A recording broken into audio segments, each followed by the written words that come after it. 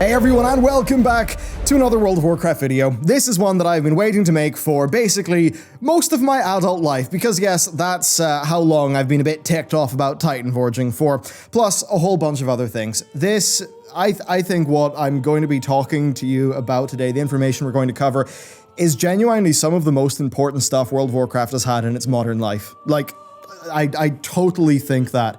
The ways the game has been going in a worse direction, they are just 180ing from entirely. Even some of the plans that seem to have been communicated with 8.3 and at BlizzCon, gone. And there are some lingering sticking points that, well, the devs have actually acknowledged that they are sticking points and have said, yeah, we're going to listen to feedback and we might change them.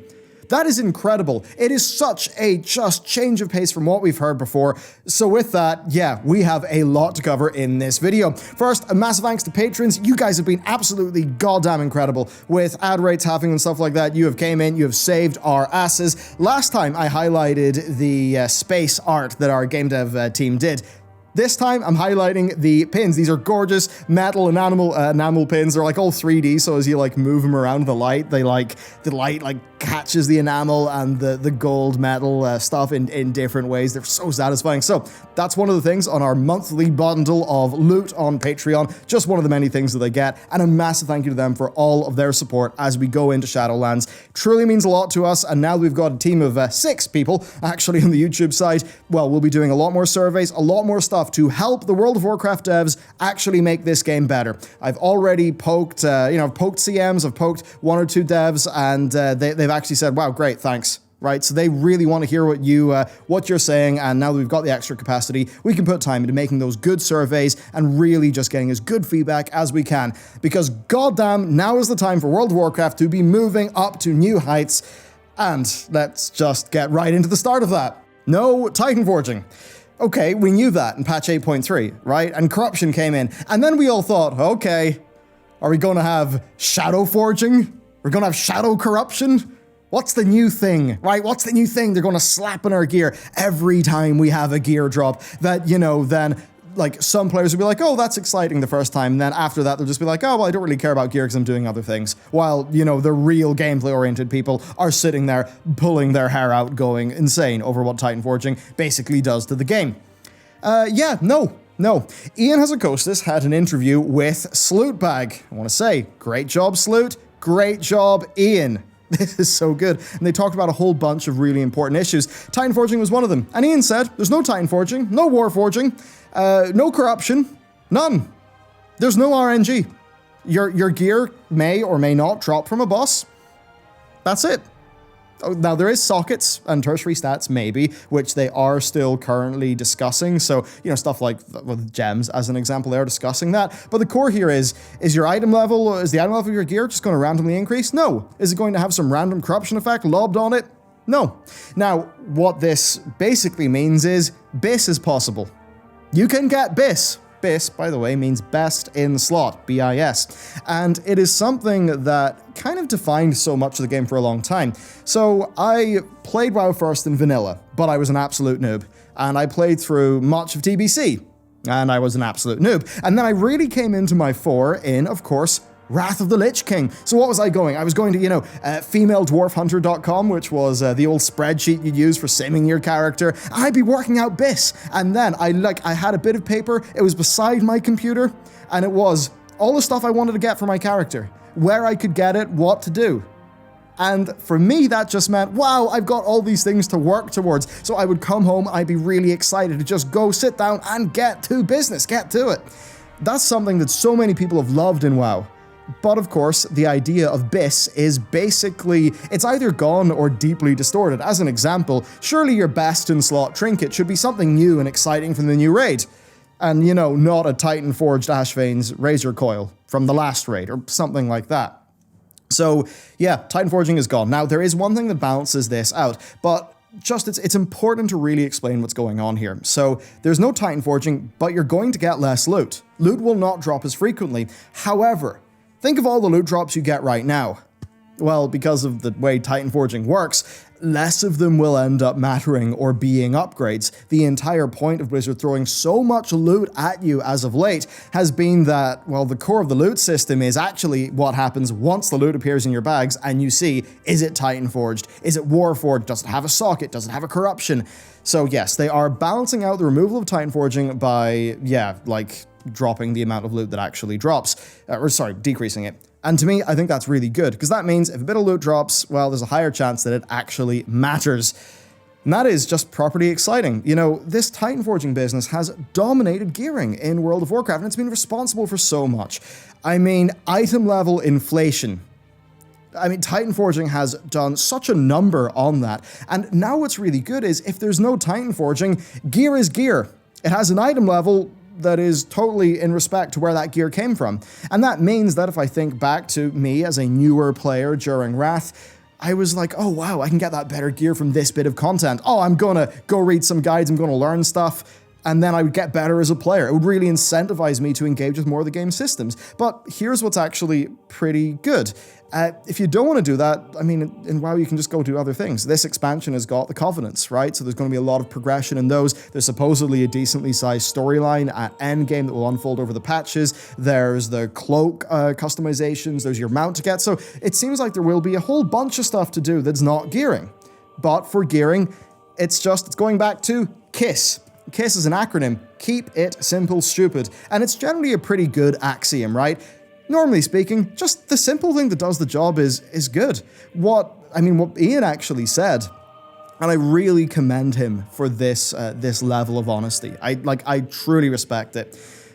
He basically was sort of talking about the idea that, you know, they invented it to solve a little bit of a problem, but then they just kind of ended up sort of solving problems that they had created. And to have Ian be saying that, and just me thinking like, wow, that is something I've said in countless videos, something Preach has said in countless videos. I mean, his Preach's But Why sort of loose series of videos. Oh, it's such a... It feels like a weight has been lifted off my shoulders.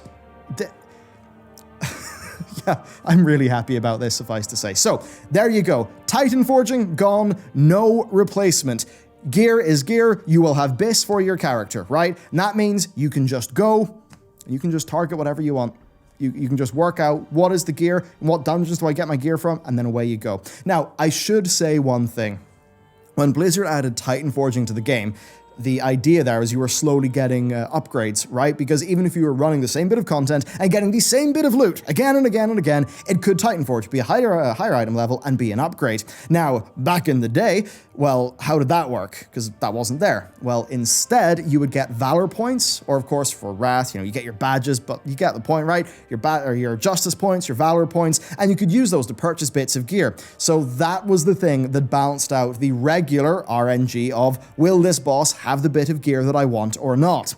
Right now, we do not know what Blizzard's plan is. What I would say to them is that I'm so happy about Titanforging being gone, but I do think that Blizzard will need a decently robust system so that people can, you know, do some dungeons, just do some content, get some currency, and be able to work towards some upgrades. I think that having those sort of two paths of progression is really good. I think it's totally fine that the people are doing their raids, you know, that they can get that gear faster. But I do think that for the casual sort of portion of the player base, there should be a good way for them to meaningfully progress their character, such that, you know, they don't feel like their character is just capped out 2 weeks into the expansion. So that is something that they do have to bear in mind.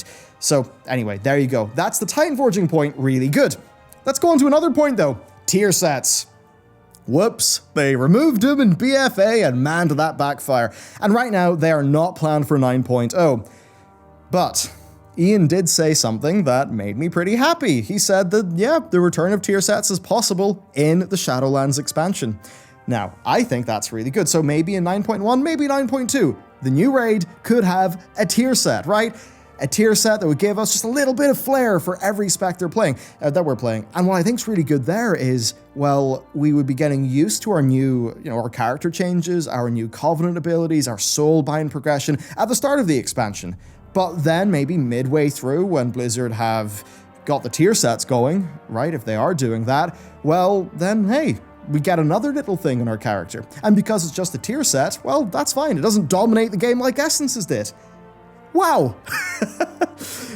I mean, they said no tier sets. A bunch of people were like, maybe is that a bad idea? Turned out to be a pretty bad idea. And, well, now they're in a situation where they're saying, yeah, okay, we might actually do tier sets again. Now, you may be wondering, if they think that, why not do them now?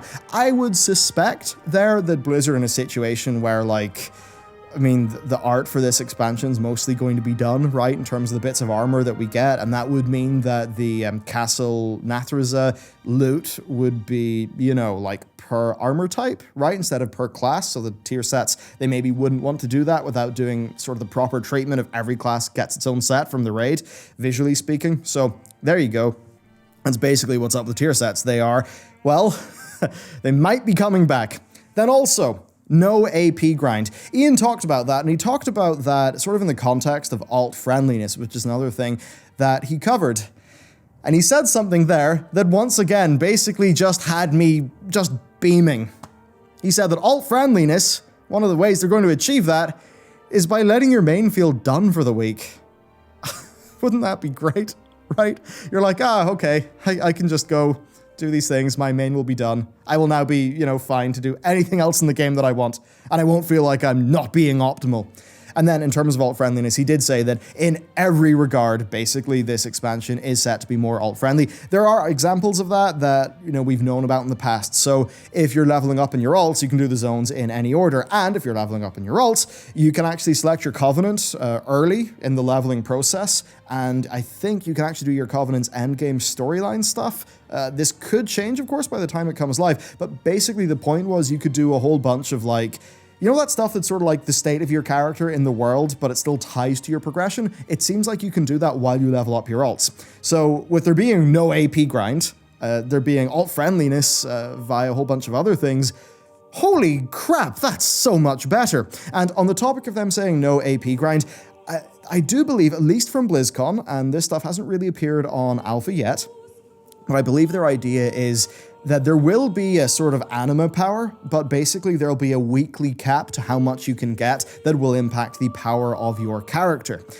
So I don't know how they do that. Maybe there'd be an NPC in your Covenant who's the person who's like, thanks to the anima power, that's all we need this week. And I think you still would be able to grind access for other rewards if you wanted to, but for the core stuff that you sort of, you know, sort of air quotes, need to do, it's going to be a little bit more throttled, a little bit more just toned down. There's going to be a cap, just like it was for, say, Valor points in Mists of Pandaria, which worked out pretty decently then. In Mist, actually, if you capped VP, you would get a 50% VP buff on your other characters. And that really did promote alt-friendliness. I think Mists of Pandaria was really an expansion where people just started to get a whole bunch of alts going. I think especially because that turned out to be just a complete cracker of an expansion once it actually sort of got into its patch cycle and we got, you know, the 5.1, the 5.2. So there you go. That is a whole bunch of really good stuff. But wait, there's more. So legendaries. Customizable and craftable, and he said that we're going to be seeing things sort of recycled from old legendaries, so I'm imagining some of the fan favorite like gameplay styles of the Legion legendaries, the ones that fit in Shadowlands, they might be things you can imbue your Shadowlands legendary with. So that's really good, but here's the thing that really, again, made me really happy.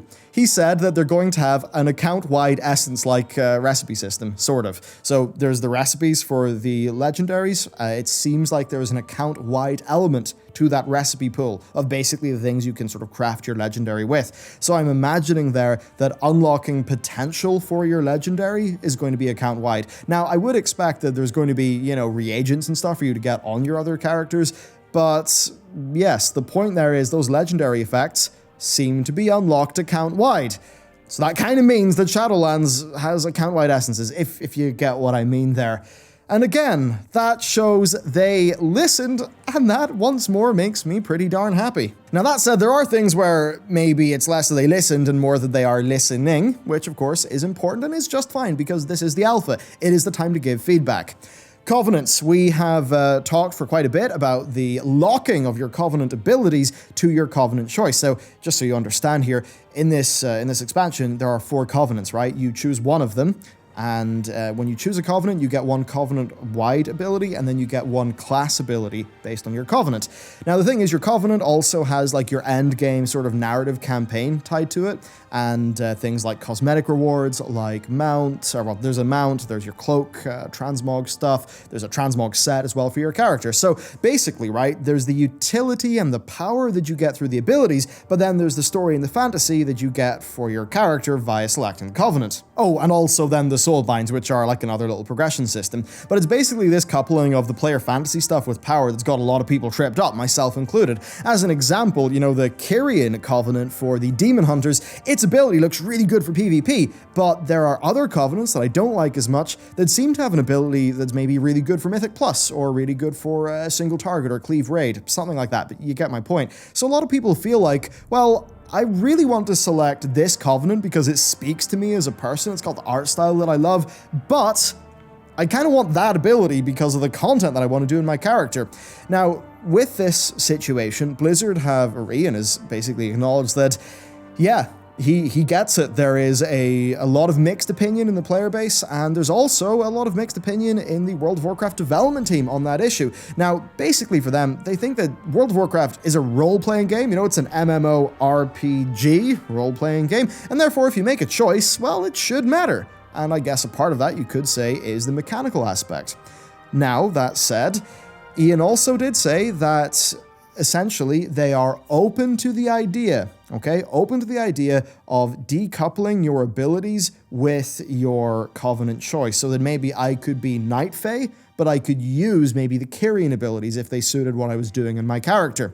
He did say that that's really not what they'd want to do, though, that they would far rather sort of save the current system, save the current idea, and preserve the impactfulness of that sort of RPG-like choice. I think that is a fair enough thing. I will admit, I would be surprised if they can salvage the current system. I don't really know what they could change to make that work. But the fact that here in Alpha, it's obvious that the team has listened to what the community said back to them at BlizzCon, and also the community response to their blog post going over the Covenant abilities.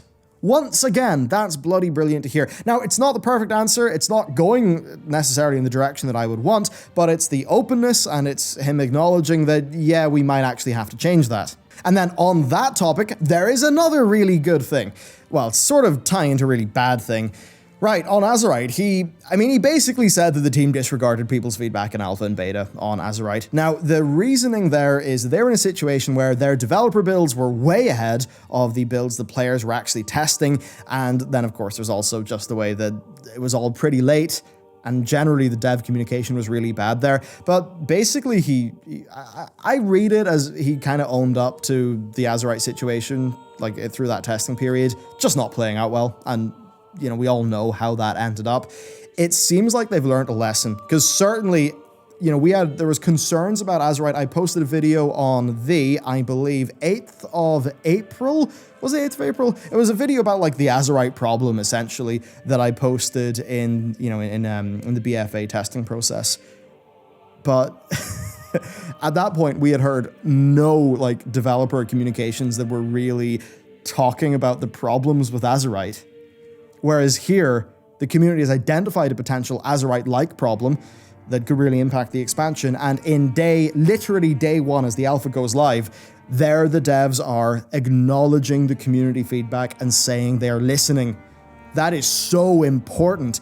It is this mechanism of feedback and the devs being open and then us sort of responding to their openness by trying to be helpful and provide good feedback. That is the mechanism through which this game gets better. And that is a mechanism that, frankly, was broken in Battle for Azeroth. I mean, if you look at their really, I think, stupid blog posts that they posted after BFA launched defending this stuff, and when they were, they were really bad. So it just seems like reality has woken them up a bit, and that, you know, whether they've been dragged into that kicking and screaming or they've just realized, hang on, we need to just go in a better direction. Whatever the reason, right now, we're in a better place, and that's really good. Now, on a similar topic, there is also the GCD change. Oh boy, right, so Ian was talking to Sloot about this, and he said that it's not something they're just going to wholesale be reverting, but in keeping with the theme of them actually caring, seemingly, about our feedback a lot more in the alpha and beta process, unlike with BFA, well, he said that if there are specific things that feel bad with the GCD, let them know. And again, that is great to hear. And you will have heard my particular example of this in the previous video I uploaded on this channel of my gameplay impressions, but I had the situation with my shaman, right? In the shaman, you know, if you're dropping your searing totem and then you're using one of your talents, which kind of like, it buffs up your searing totem and your flame shock, and it technically is an attack, but it feels like a buff in how you use it. So if you drop your totem and then you use that, and then you want to use your feral wolves, and then you want to use your new Kyrian totem, that's like 4 GCDs that don't feel like you're doing anything, because while you're using those GCDs, essentially unoffensive buffs, what's going on for the rest of your hotbars? Well, your Storm Strike's getting back up, your Boulder Fists are getting back up, and you're just sitting there being like, I want to play the core of my class, but I can't because I've got to do these cooldowns, and they've just, you know, sort of put me on ice for a little bit. Because really with those cooldowns, it's like, oh yeah, I obviously want to use this and this, that and that. So you really want to go ba-bam, ba-bam, done. Get back to hitting your buttons. Instead of just, you know, just real slow, like it just feels like it's breaking the spec. So that's what I would say to Ian. I would say that generally, offensive buffs feel really pretty bad most of the time, especially if you're using 2 offensive buffs in a row. I know Arms Warriors are a really good example of that, right? Where they would maybe be using... I've completely just my brain has went. But if you're using your offensive cooldown and then you're using sweeping strikes, and that's like 2 GCDs. I mean, invoking a GCD to use sweeping strikes feels so bad. Hopefully they change that, but I'll tell you what I am happy about. Sure, they've not just said, oh yeah, we're reverting the whole thing, but they have said, tell us what feels bad, we'll look into it. And that is pretty important. Of course, we've got to wait and see if anything's actually do change, but we can't preempt things, right? We can't just assume that they're not going to and then be angry at them. We've got to take them in good faith. And of course, if we take them in good faith and, you know, it's not really reciprocal, then maybe there'll be a little bit of a time for being salty later on that I can get behind. But right now, it's not the time for that. That said, there is another very, very interesting situation, something that was data mined that's got a lot of people talking, and that is the AOE target cap. Basically, right, a whole bunch of abilities in this expansion are going to be limited from just hitting everything around them or in their radius to being between 5 and 8 targets. Now, basically, Ian has explained that they want to foster a gameplay feel difference between AOE and between cleave. So that's basically one of their goals here. Now, if I think about this in the context of the overall game, it's quite interesting, because if I'm thinking about this in the context of Mythic Plus dungeons should be well balanced, all the classes should feel pretty strong, then there's obviously problems, because if you take, say, 3 Unholy Death Knights, and you've got that quadratic scaling, you can just get stupid numbers, right? Or maybe the Outlaw Rogues, which... yeah, I mean, their kit just scales in a very overpowered fashion with the gigapulls that they do in the MDI, the Mythic Dungeon Invitational. So for the high-end sort of balance of Mythic Plus dungeons, you could see that this change makes a lot of sense. It probably would open up other classes, right? There'll be some classes that are really good at big AOE, and then there's maybe other classes that be really good at sustained cleave for a long period of time. And that would make different classes feel more or less relevant at different times and could be better for balance, instead of the current situation where there's just a few that absolutely dominate all the time. However, could it feel less fun, you know, to your average Joe, who's probably a bit, you know, it's probably roughly where I am in some of these regards? Yeah, I mean, if I'm doing a mob farm, right? Maybe I'm on my monk, okay, and I'm trying to do, I'm doing a quest all in one pull. So maybe I've pulled 15 mobs, and I'm going to use my Touch of Karma, my Storm, Earth, and Fire, my Leg Sweep, you know, really pull everything out so I can do my whole quest in one pull, because that's something I find really fun. Well, if some of my abilities are only hitting between 5 and 8 of those mobs instead of the older behavior, would that feel bad?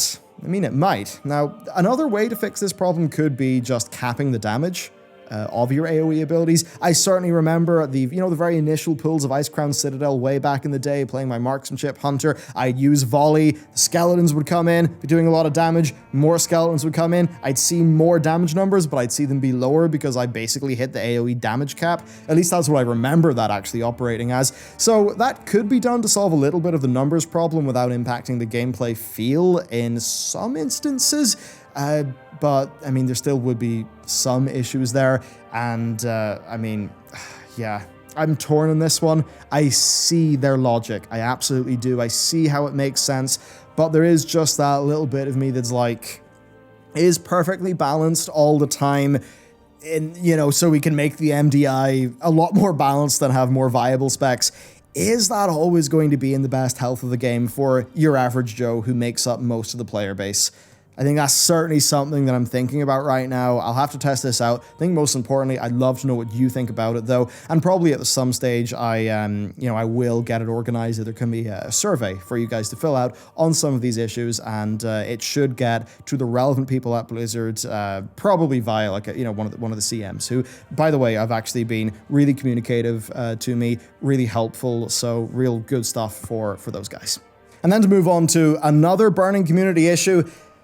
This is one that I wish I could be bringing you better news on, I'll be totally frank. Personal loot, they're not reverting it.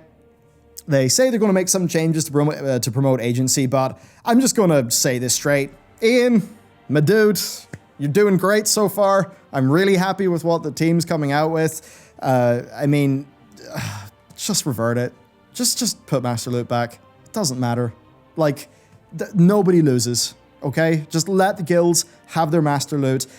My Nyalotha raiding experience was, in a few cases, such a pain in the ass. I got a weapon that was a small upgrade for me.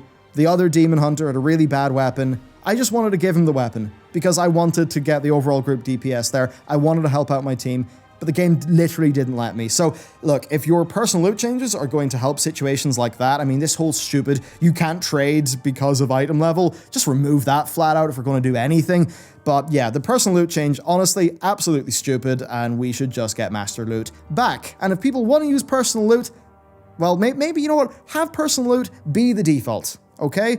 But for guilds and stuff like that, let them use Master Loot.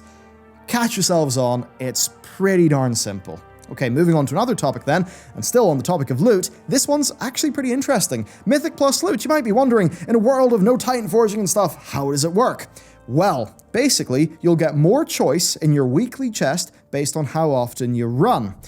So it seems there like it's going to be less about just sort of going again to get like the maximum amount of, Titanforging rolls that you can get, and more that, yeah, if you do a whole bunch of Mythic Plus, your weekly chest will, when you open it up, give you more options of loot that you can select. That is way better, because if you think about it, right, somebody who's doing, say, 10 Mythic Pluses a week now, they just get one bit of loot. Is it going to be good? Who the hell knows? Well, maybe that person in the Shadowlands expansion will open up their chest and they'll see a whole bunch of options and they can pick one. So there's going to be a far higher chance that it actually is good for them and matters for them. And that is absolutely great. And it also means a more fixed time duration towards best in slot. Like if you can get, I don't know, a selection of 4 different bits of gear, higher chance one of those is really what you want. Now, to me, that's actually really good. And I'm not saying that from the perspective of, I'm just really lazy, I want to get BIS quickly. No. I want to be able to play the game pretty hardcore when a patch comes out for 2 months on my main, or maybe a month and a half, whatever. I just want to do that, really get into it, and then, maybe there'll be another month of progression if I really want to do it. But then I can just feel like, good. That's gearing done. And then maybe I can take my main off to another place and do something. Or maybe I could start leveling up one of my alts and start experiencing more and more of this game. Because of course, in this expansion, I really will want to do that. Why? Well, there's 4 Covenants. I'm going to want to do all of their content. In the same way that back in Legion, I ended that expansion with every single class at level 120, having done a whole bunch of their Order Hall campaigns and stuff, because it was really fun. So that's something that this expansion will also be enabling and supporting a bit better. And then just to round off the changes in this video, emissaries. gone. No more emissaries. They are now replaced with callings from your covenants, or from the covenants. So yeah, we don't exactly know what that means. I do know that back in BlizzCon, they actually referred to it as World Quest 2.0. That's fairly interesting. Signifies a sort of larger revamp of that system. But so far, it seems like they're going to be changing it up from the 3 to 4 quests a day formula. That's basically what Ian said. What that's actually going to look like, it's hard to know. Personally, I think that world quests are pretty bad. I think they're pretty boring. I think they've got really just no pacing. And, you know, every quest is different. But if we were, say, you know, we get a calling from our covenant, they're like, hey, we want you to do these things, and you could maybe do a few things, go back to your covenant, and then maybe they'll give you like a boss to fight, or just stuff like that. Ian did say actually that they've been experimenting with the move away from emissaries with Mechagon and with the 8.3 stuff. I'd imagine hopefully a larger departure and more experimentation as we move into Shadowlands, but right now that's obviously something I can't test, so I can't really comment on it too much. There you go. Have we got everything we wanted? Is it a perfect wish list? No. But have we got some core things that are really important? Yes. And on the things that there is still some disagreement about and mixed feedback on, both from the player base and as we found out on the team, well, we seem to know that they are committed to actually having a listen and hopefully then responding. That is very, very good indeed. Yeah, I know this has been a longer video, but I was considering sitting down and tightly scripting this one out, but I just thought, no, this is stuff I really feel about. This is stuff I've been talking about for so long. It just needs to get out there in its raw form because, man, sometimes the texture is what matters, I guess, in a video like this, and I hope you picked up on that. I hope you've picked up on how much this means to me. I know it might not mean as much to you, but seriously, this Titanforging stuff ruined the game for me in some ways. Like in Legion, I was in a situation with Legion where I really did not think it was as good as most people seem to have thought it was good, right? I basically thought there are glaring fundamental design problems here, but they have just turned up all the almost demonetized myself. They've just turned up all the power notches to 11, which means you feel great, even though Legendary Acquisition sucks, Titanforging's rife with problems, and yes, it's patch 7.3.5, and we're still trying to get our Cano crystals. And then BFA, as soon as those power levels being dialed up to 11, as soon as that goes back down to about 5 and the fundamentals of the system are revealed, yeah, it turns out it's not very satisfying at all. So to me, this signifies a fundamental shift in the game. I can tell you this, at least if the execution of this stuff is just good enough, I think I'll be playing a lot more World of Warcraft. And that is something I've wanted to be able to say for a long time, because I mean, I've been pretty honest with you guys. BFA is not an expansion I've played that much. I've not enjoyed it that much. Now, I did do Nyalotha, I cleared it in Heroic. I was really pissed off I missed out on Zara Lore Heroic. But yeah, I cleared Nyalotha. I actually really enjoyed the raid process, but just all the stuff around it just ground me down. Ground me down. That's what the Titanforging and all the just RNG Skinner boxes, It just tired me so much. I'm so used to those things appearing in other games that I kind of just wanted WoW to be like a good MMORPG and not have all these sort of modern, over-designed, over-juiced Skinner box, ARPG, Diabloification systems. And it seems like they've listened. It seems like they're actually changing. And as I said at the top of the video, feels like a weight has been lifted off my shoulders. Yeah, I might look really tired and barely able to string a sentence together. And that may actually be true, but inside I'm glowing. I'm so happy. So thank you for watching this. Let me know what you think about all these things, please, down below. I would love to read what you think. I mean, as soon as I found out about this stuff, I tweeted it, and like we got 1,000 likes on that tweet like so quickly, and just people were so excited.